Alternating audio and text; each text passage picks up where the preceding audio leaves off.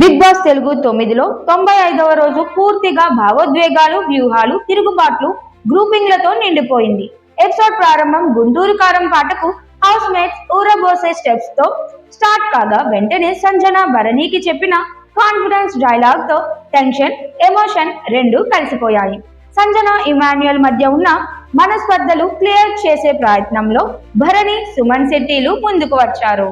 నేను ఆమె వైపు నిలబడ్డానా లేదా అని ఎమోషనల్ అయిన ఇమ్ము చెప్పిన మాటలు ఇంట్లోని అందరినీ కదిలించాయి.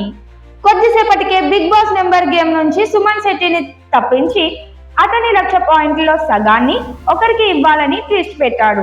ఈ విషయంలో డిమాండ్ పవన్ తనకే ఇవ్వాలని కోరుకున్న సుమన్, భరణి ఎమోషనల్ సీన్ కి కరిగిపోయి చివరికి సంజనాకే పాయింట్లు ఇవ్వాలని నిర్ణయించుకున్నారు. దీంతో సంజన 3వ స్థానానికి చేరింది. ఇమాన్యుయల్, డిమాండ్ వెనక్కి వెళ్లిపోయారు.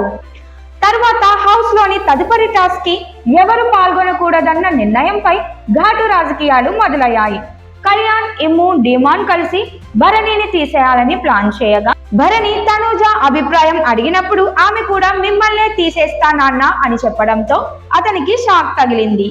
తాను ఫస్ట్ ప్లేస్ లో ఉన్న వారినే టార్గెట్ చేస్తానని, వెనుక ఉన్న వారిని తీసేయడం ఉపయోగం లేదని తనూజ లాజిక్ గా చెప్పింది.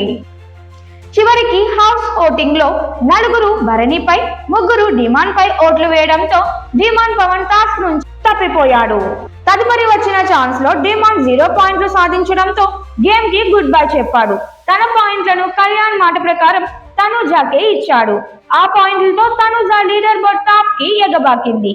ఈ మొత్తం ఎపిసోడ్ లో కళ్యాణ్ చేసిన కృషి మొత్తం తనూజ గెలుపు కోసం కనిపించింది.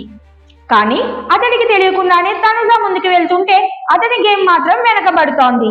ఈ వారం ఫస్ట్ ఫైనలిస్ట్ కావడంతో కళ్యాణ్ గేమ్ లో పార్టిసిపేట్ చేసే ఛాన్స్ లేకపోవడం కూడా అతడికి మైనస్ అయ్యే సూచనలు కనిపిస్తున్నాయి.